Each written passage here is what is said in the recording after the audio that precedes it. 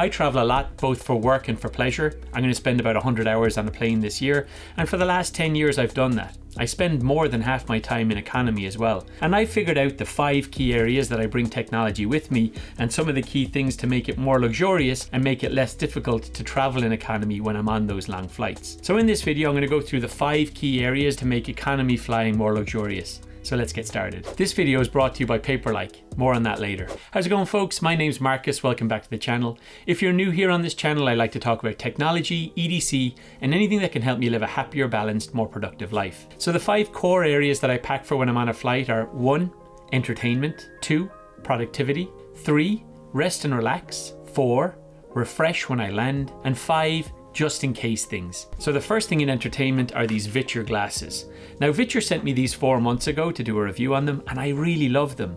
Now everybody's probably heard about the Apple Vision Pros and how it's great to do spatial computing, how it can be fully immersive, how you can have a theater on a flight with you, but those things are absolutely massive. I've tried them. I'll probably buy a set at some stage. I do really like the Vision Pro, but these, for minimal travel, having a small bag with you, a small sling, and being able to watch a 120-inch screen, these really can't be beaten.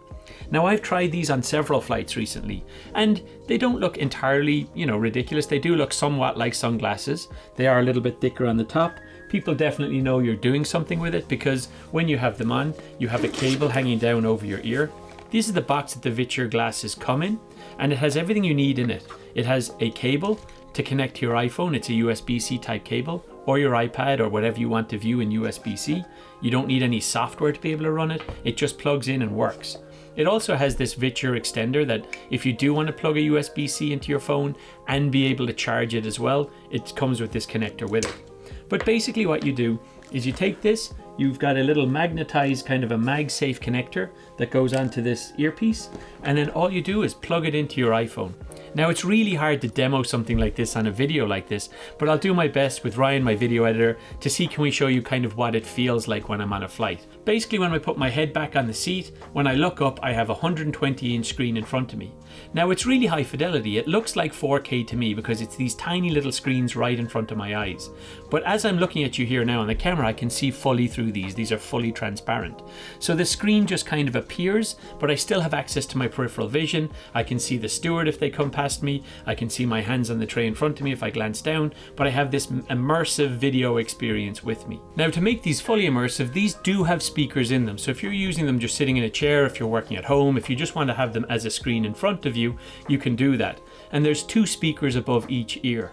You can also dial in your optics, so if you're nearsighted, on the top of these you'll be able to adjust the screens to a different distance for each eye so that it works for you.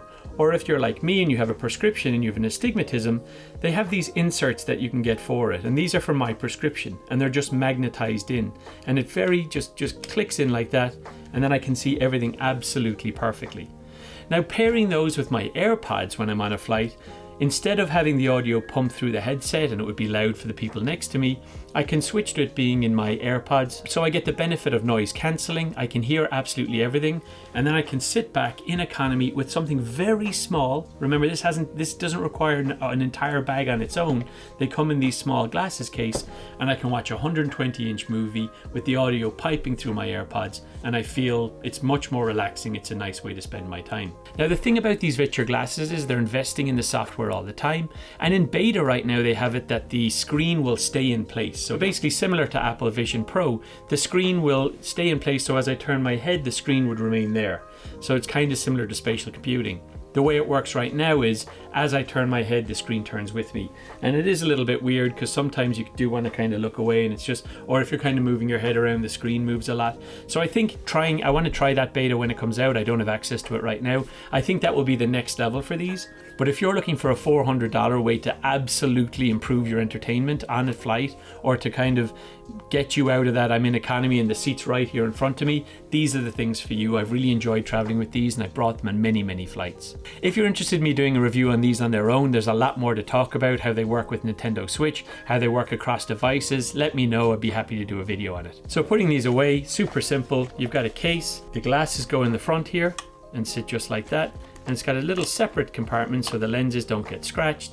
where you can put in the travel cable and the connector, which has got the USB-C to USB-C charging and plug-in, so that if you do want to have it charging during the flight, you can. I just want to take a quick break from the video to ask you to like and subscribe to this video. I've got a small YouTube channel, so everything helps the algorithm find me. Okay, back to the content. Next on the entertainment front is this Miyoo. These are so cool. What's it called? I'll put the name on the screen. I got this from Alibaba. It's basically, it looks like a Game Boy. I love it because of its retro styling. This is the V2 and I've had it for a couple of years. They're up to V4 now. You get them for about $70. But this is a game emulator, and the way it works is it comes with an SD card with all of these games on it. So I can play classic Game Boy games, Game Boy Advanced, PlayStation, Nintendo 64. It's got Mega Drive. It's got classic arcade games, classic PC games, Amiga 500. All the games that I had from the 80s and 90s and noughties when I was growing up. I guess not growing up in the noughties. I was definitely a fully grown adult by then. But having that on a device this size is incredible. Now the battery lasts a really long time. It definitely has an advantage over a classic Game Boy. So if you're thinking of getting a classic Game Boy, you can save your games. So if you're playing Super Mario Land, it takes 3 hours to finish it or 2 hours to finish it. You have to play it in one go on a typical Game Boy. But the thing I like about this is I can save the games down to the memory drive and continue playing on from where I am. So it definitely has advantages. The screen is lush. I've really loved playing this. It also has R1 and R2 and L1 and L2 gameplay buttons, in addition to having the classic Game Boy controller. So it means there's a lot more versatility in the types of games you can play. And I found myself lost in this, playing this for an hour on a flight, no problem.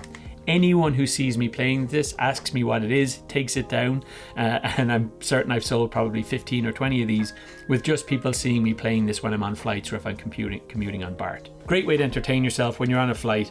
Very small, no problem fitting that into a bag. So that's it for entertainment. Moving on to productivity. And for me, at the heart of productivity is always the iPad mini. If I can travel with an iPad mini instead of a laptop, I will. Now I do have several iPads, an iPad mini, an 11-inch iPad Pro and a 12.9-inch iPad Pro. The 12.9-inch iPad Pro is just too big, it's not my style, but the iPad mini is perfect. Sometimes I'll bring the 11-inch with me, but I do bring the mini if I can. The one that I have is the iPad mini 6. I've had it for a long time and I know they're bringing out a new one this year.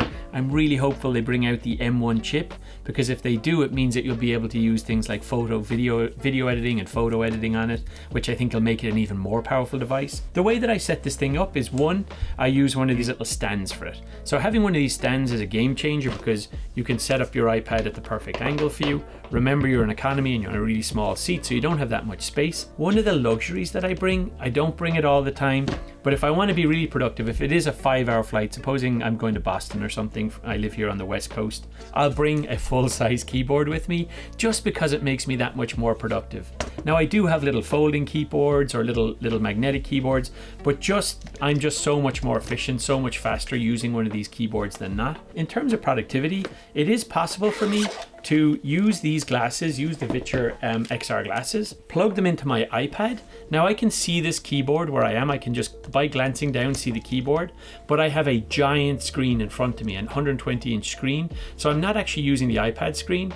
Now I can still, actually sitting like this, I can still see the iPad screen too. So if I need to touch the screen to change different applications, or just, I can do that. But just looking straight forward, I can see this giant screen in front of me. So a real game changer in terms of having a full-size keyboard, having that Mac keyboard. I know it's a ridiculous luxury. Some people are going to be like, what are you doing? If you're bringing all these minimalist things and you're spending the space on this Apple keyboard, I'm faster typing with it. I just can touch type with it in a way that I can't with other devices, and it makes me more productive. So this, paired with a tiny iPad mini on this small stand, along with these glasses, really feels like I'm working in a theater. So even though you're scrushed up in economy, the nice thing about it is you don't even have to, you take such little space on your desk. You can be this far away from the seat in front of you and still feel like you have a lot of space to be able to work. So a real game changer for me when I started using these glasses along with the iPad as well.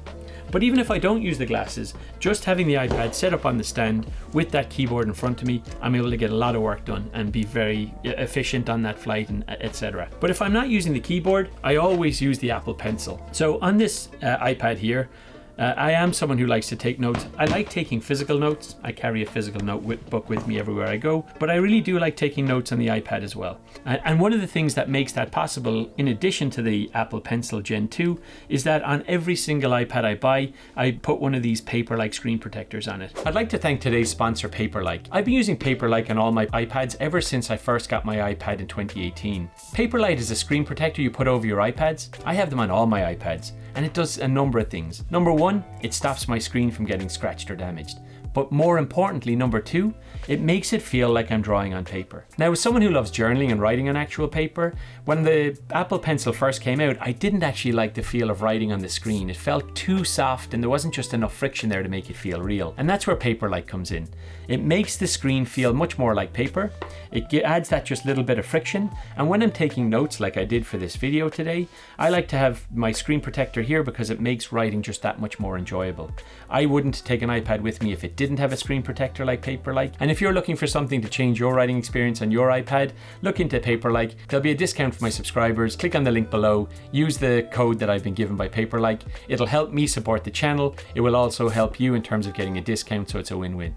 All right, back to the video. The second thing with regards to productivity is being able to take proper physical notes. So supposing I don't want to take my iPad out and I just want to jot down some thoughts, make lists, a shopping list, I use a Tomoe River notebook. This is the A7 5mm grid version, and I use it for taking all of my notes as I go. So let's get to a page that I can actually share on here. For example, here's the book list that I'm currently working my way through for this year. Anytime somebody recommends a book to me, I stick it in here, I mark it off as blue when I've read it. My goal for this year is to read about 25 books, so that's something important to track.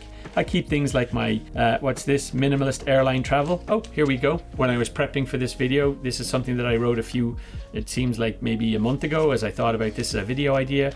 I keep a little calendar in here for my video release schedule, and I keep just general notes and things like that just in this notebook in my pocket for when I have an idea. I'll jot them down. With that, I always pair it with a Uniball Micro. This is an iMicro. It's my standard pen, the one I bring most places with me. I do switch it out. I have various fountain pens. I like the Koiko Lilliput, the copper version. I also really like Refine pens. They do a really good job. I think actually I've got one of those packed in here for this trip. So this Refine titanium pen with the copper insert is an absolutely beautiful gel pen. So sometimes these Uniball iMicros, they bleed a little bit on flight, so I'm a little reluctant. It is my standard go-to pocket pen, but this has got a gel insert inside in it. It's the Refine titanium with copper insert gel, and it's an absolute luxury to write with. I actually don't like carrying it in my pocket because it's got that kind of hard edges on the top of it. I keep catching my hand in it when I put my hand in my pocket. But in terms of having it as a desk pen or having it in my bag, it's something I find myself reaching for and carrying with me. So let's move on to the next section, which is rest and relax. And there's a couple of parts of rest and relax. My number one rule of rest and relax is don't bring a big backpack with you on a flight. I'm going to say it again. Don't bring a big backpack with you on a flight. If you must bring a lot of stuff on a flight, if you're flying international, you're worried about delays and you want to bring change of underwear and t-shirts and clothes, or if you're traveling with kids, bring a roll-on, because a roll-on you could put in the overhead locker. But if it's a backpack, cabin crew these days, they're overbooking flights and you're likely going to have that backpack by your feet. There's nothing worse about sitting in your chair and being cramped up because you can't stretch your legs out because you've decided to bring too much stuff on a flight.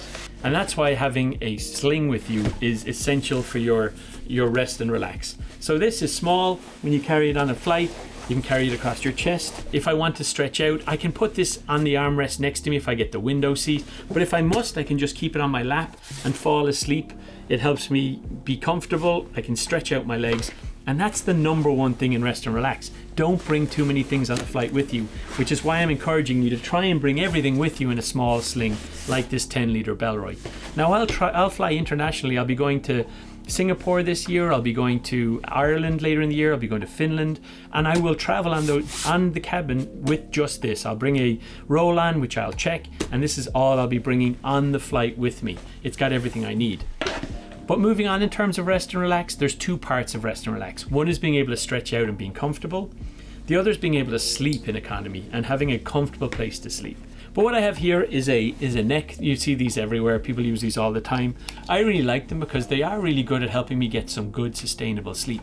So this one is nice and tight, so it really does keep my head in place. I am a head nodder on a flight like that, so having this where it does capture my head and it stops me from putting my head the whole way forward is really great. I partner that with some of these MZOO eye masks. So when I'm finished doing work or entertainment, if I want to get some good sleep, I will take one of these eye masks, I'll put my AirPods in so that I've got noise cancelling for the flight, I'll put on my headrest and I'll fall asleep. Now when I'm here, and if I have my Sling on, interestingly, the Sling actually helps me kind of stay upright and stay in this position that I'm in. So if I do actually put my Sling on my chest, sometimes it helps me sleep better. But I'm able to be really comfortable on the flight with just these small things. The AirPods and these MZOO eye mask fold up nice and small. They're squishable. I can stick in that bag. All I need to do is hang this from my Sling as I board the flight, and it's really comfortable. It actually squishes down itself. If you want to squish that down because it's memory foam, it gets much smaller if you want to put in a bag, but I don't. I just leave it out, clip it onto my shoulder bag, and it's game changing in terms of the type of sleep that I'm able to get. The fourth part is arriving refreshed, and there's only a couple of small things I do to arrive refreshed, and for that I bring some double mint with me for my breath, and I bring a brush comb so that I'm able to brush out my beard. There's nothing like being able to brush out your beard when you land so you don't have that hair, and you can fix your hair, make yourself respectable. You can use your phone as a mirror to make sure things are okay. When you see people getting off planes and they look absolutely haggard and their hair is sticking up everywhere and they look gaunt, there's no need for it. Everybody's stinking as well. Just chew some gum, brush your hair, and you get off the flight feeling fresh. So those two small things are mini game changers for your flight. Make sure you bring them with you wherever you go. The second part of refresh though is make sure that your devices and everything you have with you is ready to go as well. And for that I've got a couple of things. First of all, I've got this really small 140 watt charger. It's got two USB-C and one USB-A's on it. This is great because it stays really nicely in the airline. When you plug in, most of those airline seats have the charger either under your leg or directly in front of you. And I've been using this. You can see how dinged up it is. It's pretty battered. I've been using this since it was sent to me maybe 5 months ago. And I can confirm that it's small enough. It's not too top heavy that it doesn't knock itself out or fall out of those outlets. So it'll plug in and stay in, and you can charge multiple devices. I can plug in my Viture headset. I can plug in my iPad, have them charging both at the same time. I can plug in through USB-A. I can plug in 3 different things with 3 different cables, but all I bring with me is one cable. Besides the Viture cable that comes within the headset, this is the MAG cable that I bring with me. This is USB-C to USB-C. I love it because it unwinds and winds back up again and stays nice and neat as you do it. It's a high data transfer cable. It can do fast charging with this AHOI, AHOI charger that was sent to me, and I think it's really great. I also bring with me though one of these small little Anker 20 watt chargers, which is USB-C as well, just in case this doesn't stay in place. Now I've never had a reason to believe that it wouldn't, but these definitely stay in place. They're so light, they flip down, it's tiny, and I bring both with me. So in terms of refresh, before I get off a flight, I make sure I've charged all of my devices so they're ready to go. I also have this 10 kilowatt hour battery bank. This is the Nitecore NB 10,000, so it's a 10,000 milliamp hour, 38.5 watt hour power bank. This has got a USB-C and a USB-A. It was recommended on this channel. I've been carrying various different ones with me, but this is the one every time I show a different charger, at least one person, if not multiple people, say you should really try this one. So I did. I bought one and I love it. It's the smallest 10,000 milliamp hour battery I've ever had. It's really reliable. It's got this kind of carbon fiber finish to it. I think it looks cool. But besides that, it's small, which is what I need. And I'll make sure I have this charged before I leave the flight using one of these chargers. I also bring this small cable with me. It's a small USB data transfer cable, just in case I need to connect something to my iPad mini when I get there. Which brings me on to the last section, which is the just in case part. So for just in case, I always bring a little small medical bag with me, ibuprofen, acetaminophen. It's got some band-aids, some medical grade gloves, and hand sanitizer. So that'll get me through most things. It does have, I think I've got one set of stitches in there, and some Zyrtec for, you know, antihistamine stuff for my wife. But I have lots of these bags. Everywhere I go I have these little baggies, but I always bring one of these on the flights with me, because if you get a headache on the flight, or somebody else gets a headache, or if you have a medical emergency and you want to put some gloves on, it's handy to have. I've had to use them in the past. So those are the just in case section. Also in the just in case section, I carry a Victorinox Jettsetter, and I brought this on nearly every flight I've been on. Half the time I nearly get it confiscated, and half the time it's totally fine. What's nice about the Victorinox Jettsetter is it doesn't have a blade on it. It's TSA approved, although a lot of TSA agents don't know about that. So it does have a little tiny scissors on it, which can freak out some TSA agents. I use it for opening peanut packs, or for if I have a hangnail on a flight, I'll use it to trim that. It also has a little Phillips screwdriver, a wire strippers, and a bottle opener, which can be helpful. In addition to that, it's got a toothpick, which is gross. I never use a toothpick from a Victorinox. Why would you do that? But I do use the tweezers. Tweezers good for getting a little splinter out, or if you need to pull something out from somewhere you can't get in with your fingers. I find it really handy. So I'll stick this on my keys, on my keychain. I typically have a mini champ on my keychain. I don't have my keys on me right now, but I typically have a mini champ, and I'll switch out the mini champ for the Jettsetter when I go on one of these flights in the just in case section. So let's get started about how I pack these things away. At the core of it here, I have the Bellroy Sling. This is the 10-litre Viture Sling. I really like it. I've got a few of them. I've got a 6-litre. I made a video on that before. This is the 10-litre. I like this color. It kind of sets it off a bit. I'm in this kind of autumn color tones mood at the moment, where I'm wearing Red Wing boots. I'm wearing kind of green or darker colors, and this is just kind of goes with the stuff that I've been wearing lately. I bought this myself. This was not sent to me by Bellroy, just to be clear. Bellroy does sponsor videos sometimes, not this one. What I'm doing here is I stick my iPad in. There's a pouch at the back, which means I can sit it up kind of at a slightly higher level there. I keep that zip open, but it keeps it protected. It's in its own area. And the next thing I put in is this keyboard, because it is just so, it is a luxury item. It is big, but it fits in perfectly, no problem. I use this here. There's these little pouches in here at the back of it, so I'll put my stand for my iPad just there. I've got my passports, important not to forget those. Got US and Irish, and I stick those in there, sometimes both of them if I'm traveling internationally, sometimes just my US one. And then I'll stick my notebook in this third pocket here, so that I've got everything in nice and tidy. After that, this pen sits in my pocket. That's something I carry with me and have in my pocket, and I have the refined pen down here. So that's what we've got packed so far. Let's stick the Viture glasses back in their case and stick those in like this. I'll stick my whatever the name is on the screen here in this corner pocket. There's a little side section here for a water bottle. I stick that in there like that. It's a nice place for it. And I stick my glasses in here. So whatever glasses I'm wearing, I actually don't have my glasses on right now, nor do I know where they are, but for the sake of this video, assume these are not cool sunglasses. These are just regular glasses. I'll stick these into that glasses case there, and they're nice and protected. Now, for all of these little bits and pieces that I have, I don't want them just rattling around in my case. And for this, I've got this really small tech pouch organizer from Orbitkey. The thing I like about this is it's really small. It doesn't take up much space. I always bring 3.5mm headphones just in case. If I am playing with the Game Boy emulator, I can plug those in if I want to hear all the retro sounds. But it's just the right side for being able to stick in. I can bring the GAN charger with me, the 140-watt charger. I'll stick the cable in on the other side. I'll stick the other charger in just next to that there. So I tend to keep cables on one side, chargers on the other. Stick in the power bank, and that's how it goes. Zip it all up, and there you have a little small cable organizer that's got lots of different sub-segmentation that I can fit in there. So now just all that's left to do is to finish packing this. So in this front pouch here, I will stick my just in case medical stuff. I'll stick my refreshing, my comb, and my gum. I'll also stick my AirPods Pro in this separate pouch and zip that up.